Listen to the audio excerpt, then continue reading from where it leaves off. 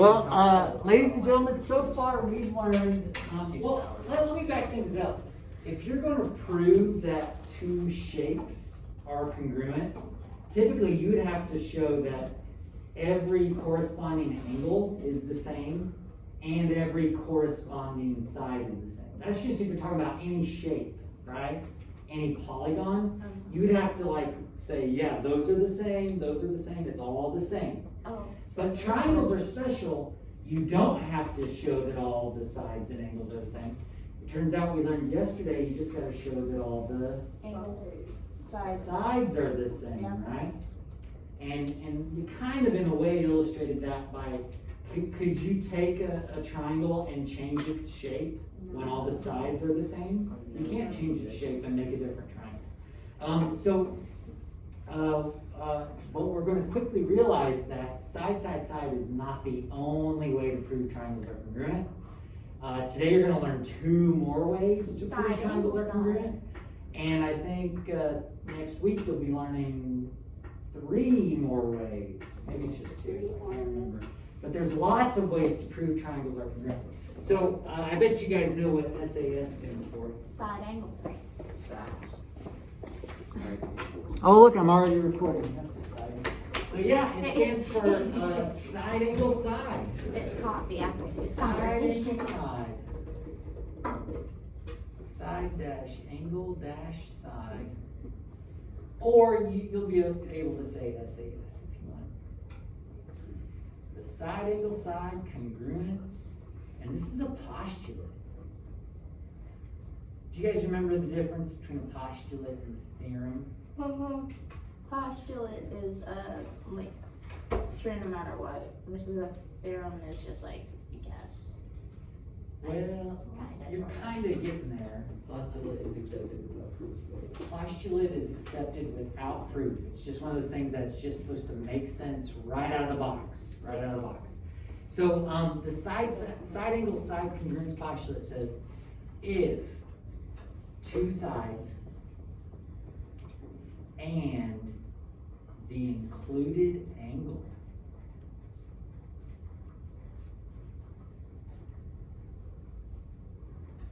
of one triangle is congruent to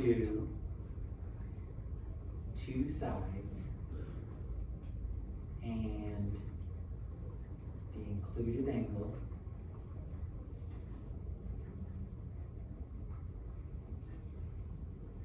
of the second triangle, then guess what? The triangles are congruent. And sorry, it's kind of cramped in there. I do apologize.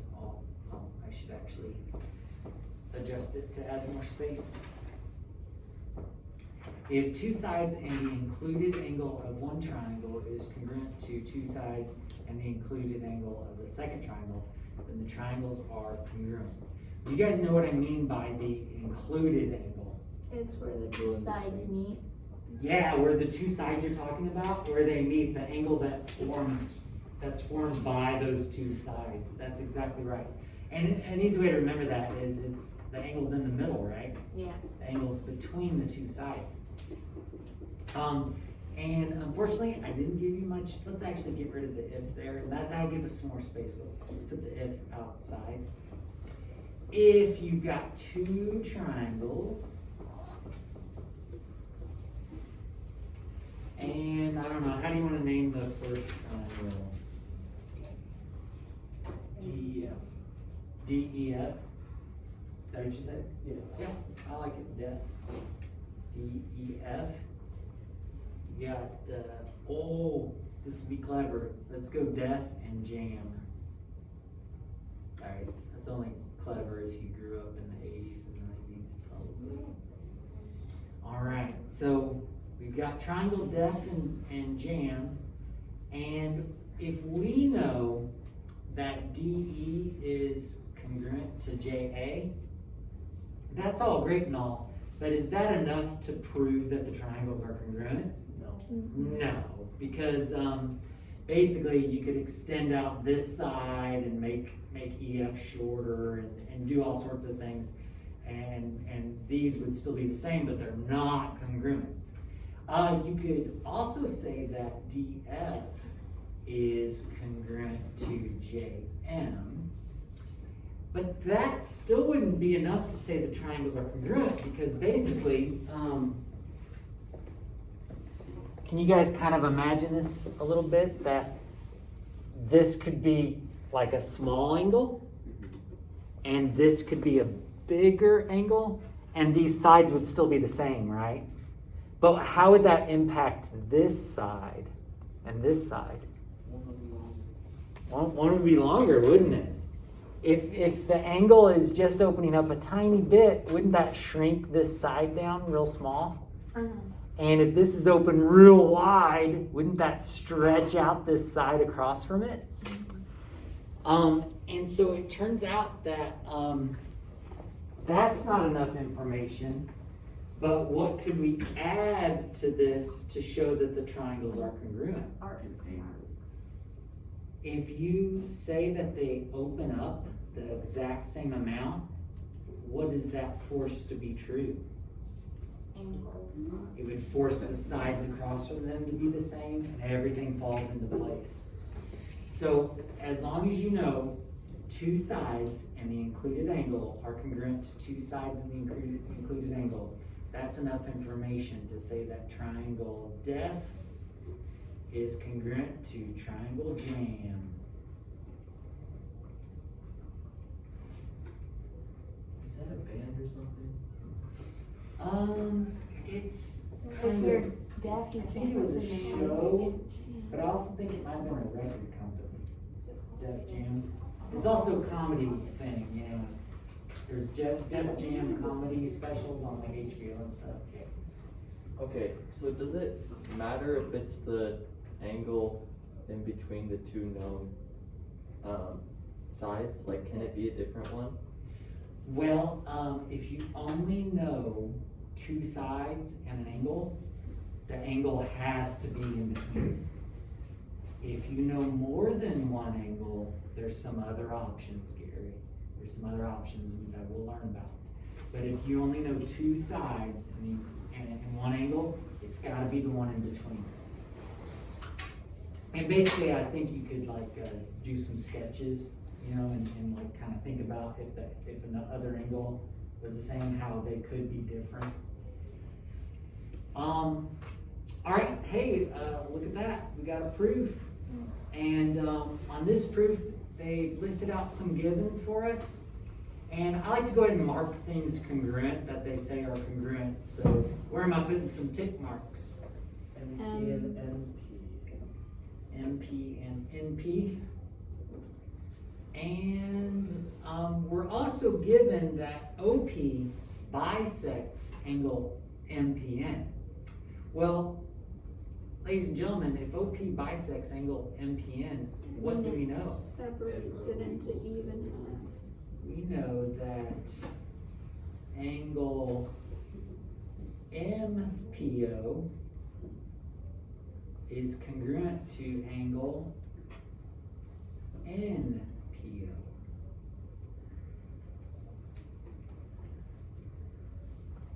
Do you guys agree? Yes. Like that and that. What's our justification? Definition of bisector. Definition of a bisector, yeah.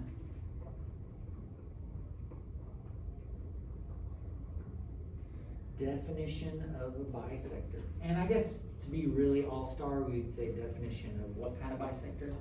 Angle. Angle bisector, but I don't care too much. So far, we know an angle and a side, right? On each are the same. What else? We can do OP is equal to OP. I agree.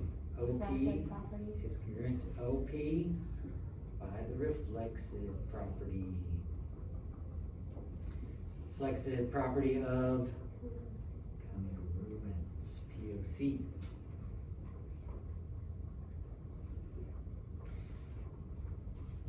Now is everything covered that we need? we've got enough information here to say that triangle MOP is congruent to triangle NOP by what postulate?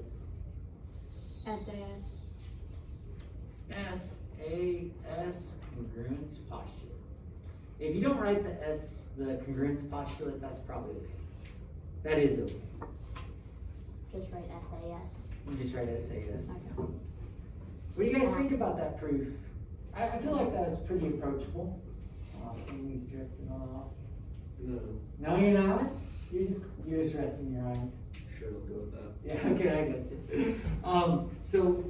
Yeah, that's the kind of proofs that you can expect in this unit right here. I feel like these proofs are way more approachable than some that we've already done, to be honest. Yeah. Well, next up is theorem 4.5, and it is titled the hypotenuse leg, or HL, congruence theorem.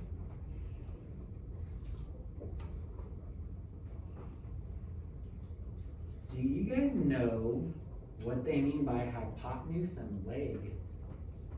Leg is the other side, like where the right angle is. The hypotenuse is the really long one that's not connected to the square, and the leg is one of the ones that's connected to the square. I agree. If you're a little bit shaky on that vocab, hypotenuse and leg, let's work this out real quick. A right triangle is a triangle that has one right angle. The side opposite the right angle is called the what? Hypotenuse. That's vocab you've learned in the past, isn't it? Mm-hmm. Haven't you learned that somewhere?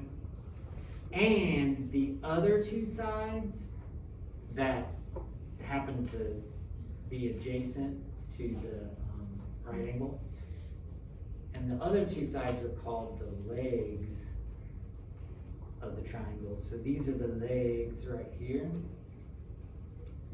and then here's the hypotenuse.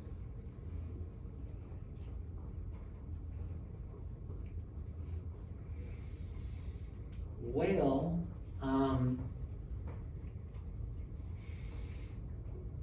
I guess now we're ready to fill in theorem 4.5. I bet you could probably kind of guess what it says. If the hypotenuse and a leg of a right triangle are what? Congruent? Congruent to a Right. hypotenuse and leg of a Another right. second right triangle, then what can we say about the triangles? They're They're congruent. Yep, so let's write that down. Okay. I think you've got enough room if you space it out a little bit. So if the hypotenuse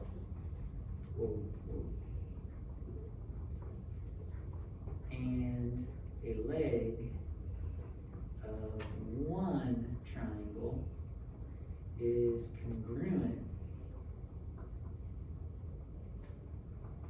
to a hypotenuse and leg of a second right triangle, then they, we'll just say they, are congruent.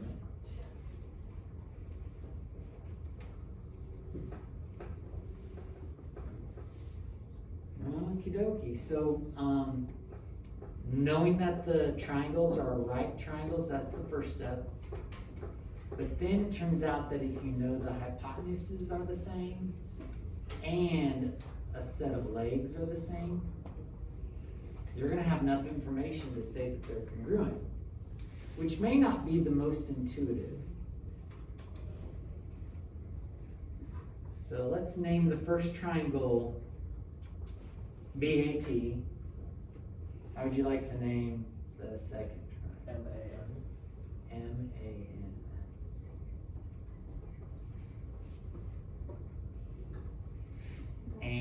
The hypotenuse leg theorem says that if you have two right triangles, you got a hypotenuse and a leg congruent to each other, then we're gonna know that triangle BAT is congruent to triangle MAN. Pretty cool, huh? Now, here's the thing. This is a theorem, isn't it? Theorems mean that they can be proven. They require a proof. They're not intuitive. And I would say that this is not especially intuitive.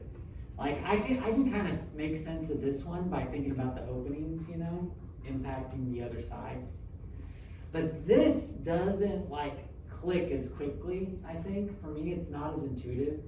But one way I can think about it is, do you guys remember a formula or a theorem that you learned probably in junior high, maybe, that told you relationships between the sides on the sides of a right triangle? You remember?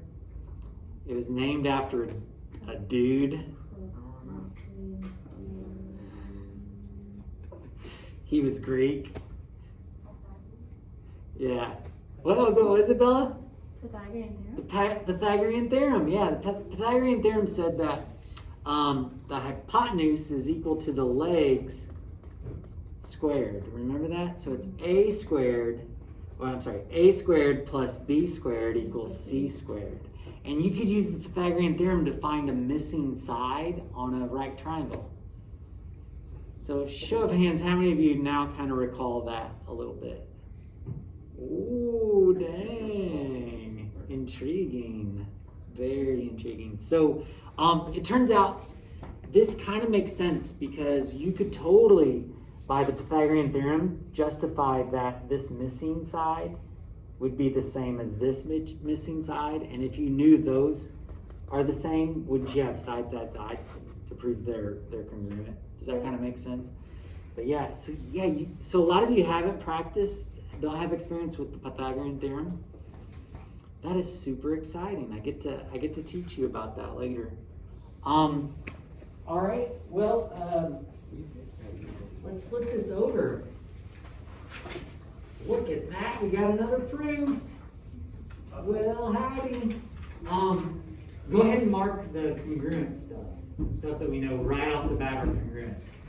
So it says given, oh yeah, right here I'm looking at x, y, z, y. And then they already filled in the given there for us. Well, ladies and gentlemen, what else can we establish based off of what was given?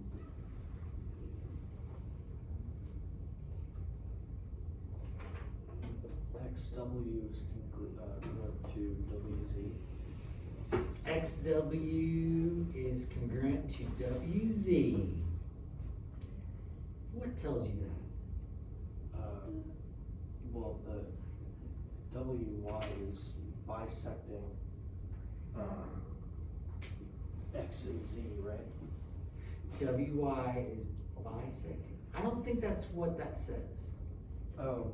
What is that symbol? Perpendicular. It's perpendicular. Oh. So what do we know? The angle of XWY is congruent with the angle of ZWY. I agree with that, maybe, but that's not what that tells you right off. It tells you they're what kind of angles? They're right angles. Exactly. If they're perpendicular, that means that they intersect at a right angle. And I'm going to go ahead and establish that, okay? So angle, can you guys name that angle? XWY and angle YWZ. Yeah.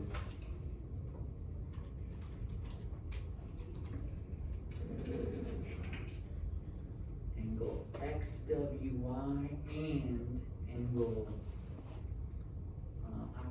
I think I want to name them like the same way. So if I go XWY, I'd have to do ZWY, wouldn't I? Mm-hmm. ZWY are right angles.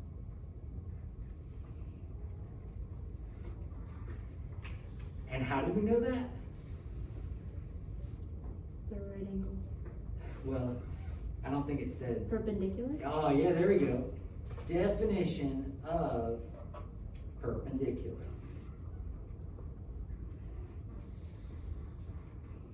Do you guys agree that the definition of perpendicular is that they intersect at a right angle?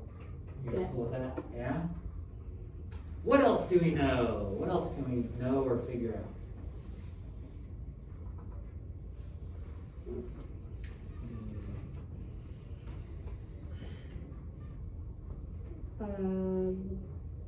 WY is congruent to WY. What do you guys think? WY is congruent to WY. Is that an accurate statement? Yes. I think it is, yeah. Because aren't they the same? So yeah, we know WY is congruent to WY. What property? Reflexive. Yeah. Reflexive POC. So now we know that, don't we? Mm-hmm. Well, shoot dang, class, I think we're about done. Do we have the hypotenuse and the leg of a right triangle matching a hypotenuse and leg of a second right triangle? Yes, we do. We sure do. But we got one more additional step before we finish this up.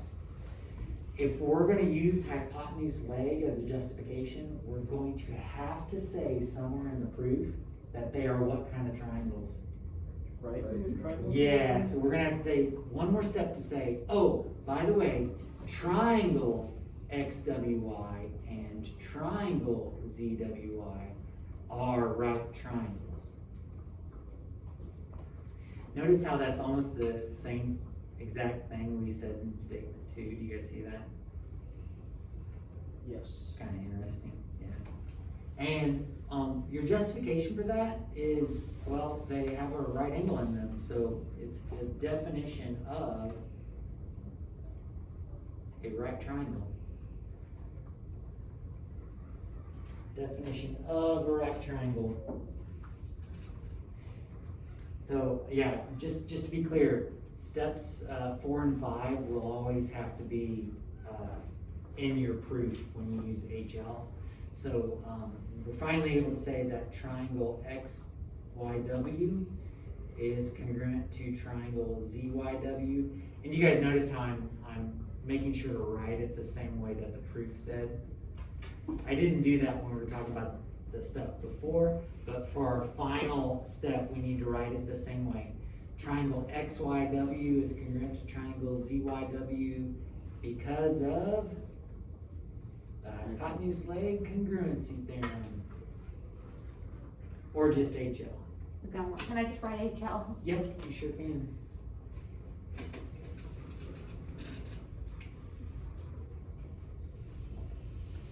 What do you guys think? It's pretty easy. Think it's okay? Bella's like in the zone. She's like, yeah, it's easy. She's up front. She's just I in the can zone. see. Are you guys okay? Yep. Yeah? What do you think? Cadence, you good? Yeah. Yeah? All right. Well, cool. Here's what I'd like to do. I would like for you guys to do A through G. I'm going to add one more in there, okay? The instructions say, do you have enough information to prove the following triangles are congruent? If yes, state which triangles are congruent and why. And for where it says state which triangles are congruent, I want you to write a congruency statement. So actually, let's just work out number A together, just so everybody knows what I expect from Did you say number A? I sure did. Well, I'm assuming it's a variable. Okay, so on A, do we have enough information to say that the triangles are congruent? No. Mm-mm. Maybe not from the very beginning, but what do we know about AC? AC is equal to AC. AC is congruent to AC. Now, do we have enough information? Yes. Heck yeah, we do. So we can say that, oh yes, we're gonna say yes. But then we're gonna write a congruency statement. we'll say triangle. How do you want to name one of the triangles? ABC. Bella says ABC. And as soon as we do ABC, we got to make sure to name the other triangle with corresponding vertices. So where would we go? ADC. I'm sorry, what was that? ADC. ADC. Well, see how AD has the tick mark? Oh. Did AB have the tick mark? No. Oh, No, wait, so we can't CDA. It's gonna have to be CDA. CDA, because see how we gotta go from no tick mark to tick mark? Mm-hmm. Yeah, we gotta go in the same order. And how did we know? Was it side, side, side? Was it side angle side? Or was it Side hypotenuse angle side. Side angle side. So this is what I'm expecting from you. Are you guys with me on that? Yes. Try it out. Go for it.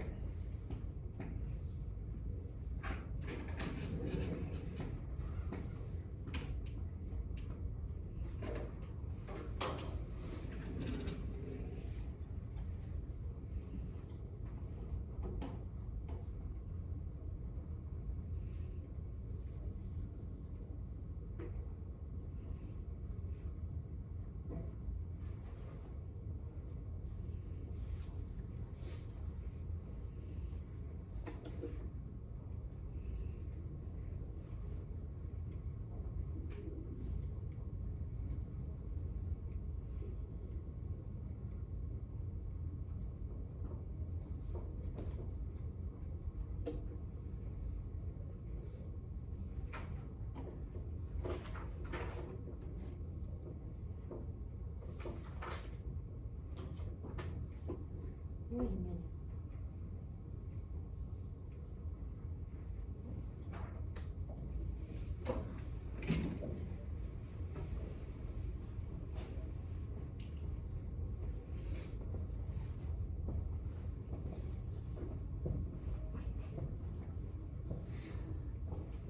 What? It's probably not quite loaded that down, but it. What do you mean? Which one? There's a right angle there.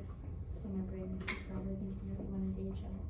Oh yeah, no, my brain was thinking that Trying to too. keep myself awake without being lightheaded profusely. Been there. It's okay, and take a nap. I'm just really tired. Are you? Dude, you know how many times I fell asleep in this class by accident? Oh, it's PlayStation. Yeah, Is it the first one? I believe so, yeah. I get so confused on like how many PlayStations are. I've never owned one, so I'm like. It's a lot easier to name because it's 1, 2, 3 instead of Xbox, just pulling a number out of a hat being like, yeah, I think X is a number, right? Okay, so the first Xbox was just called Xbox. Yeah, and there's 360, and there's one S, and there's one X, and then there's a Series X. Oh goodness, okay. Series S? Yeah.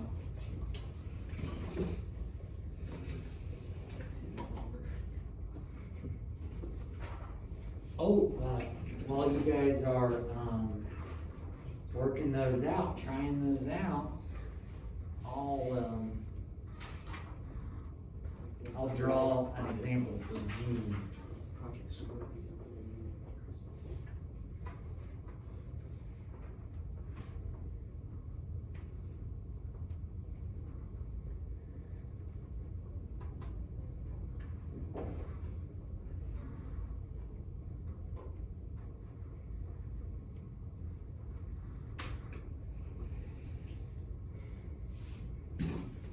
Hey, don't be shy. Check with the neighbor if you're like, I think I got this right.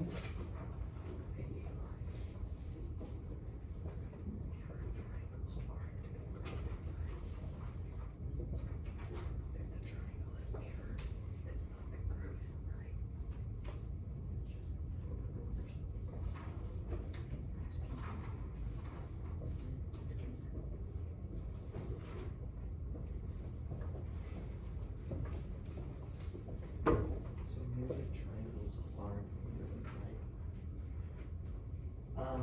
So yeah, that's interesting because basically you can think of the mirroring of them as being an orientation issue. So you can certainly flip them over and then match them up. Okay. That's why side angle side and side side side works for mirrored objects as well. They are in fact congruent triangles, it's just one of them has just been flipped over. Yep.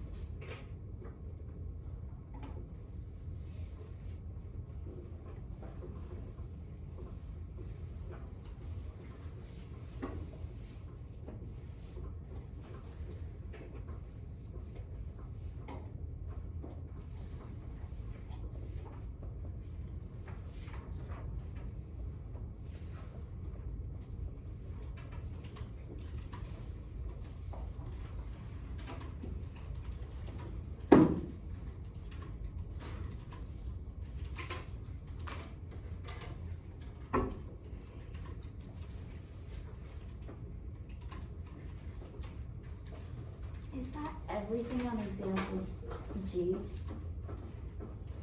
Yeah, that's everything. That is everything.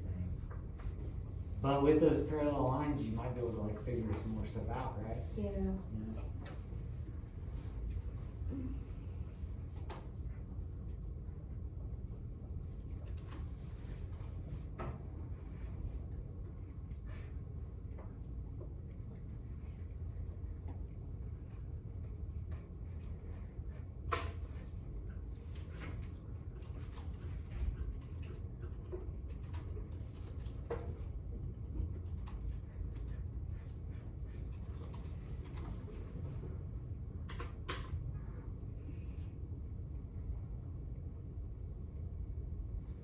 And parallel doesn't mean even lengths, right?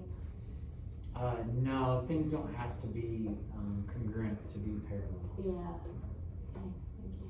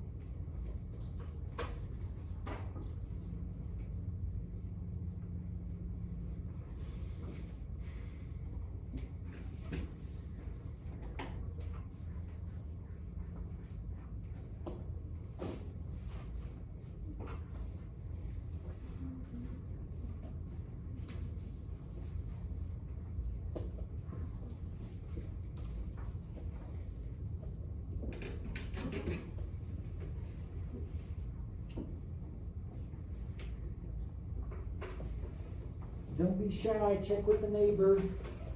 Even if you feel like you're an all-star and you don't need to, that probably means you really do need to check with the neighbor. There is such thing as false confidence. No, there isn't. See example right there. Yeah. You can't have it if you have zero confidence at all. Oh. So there's no such thing as. Never mind. Okay, I'll go ahead and say it. There's no such thing as alternative facts. Facts are facts. Come on, people. There's no alternative facts. What are we talking about? There we go. Okay. Yeah, what's up? Alright. Oh, okay. Well, I see angle, side, angle. I don't see side, angle, Oh, side. because, I'll take sorry, yes. I couldn't get those, that's my bad. But also, I think I'd probably also argue, I don't think you know the double arc ones. Because those aren't Oh, parallel. yeah, cause they're not technically touching. Yeah, so they're not touching, exactly, Yep. exactly, yeah. So you only need one angle, or side, angle side. You only need one, but you do need two sides, don't you? Yeah. On each. What do you guys think? Is it time to like go over them or? Yeah. Yeah, man, you guys are so quiet. Are you even checking with your neighbors? No, Don't need to.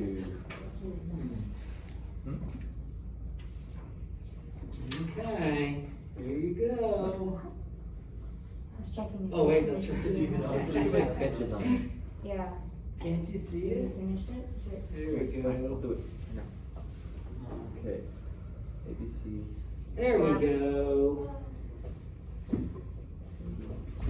Well, I got it all right. Isn't that neat? I was trying really hard to make G, yes. And also, notice the assignments written down there too. I'm gonna go ahead and stop the video because it's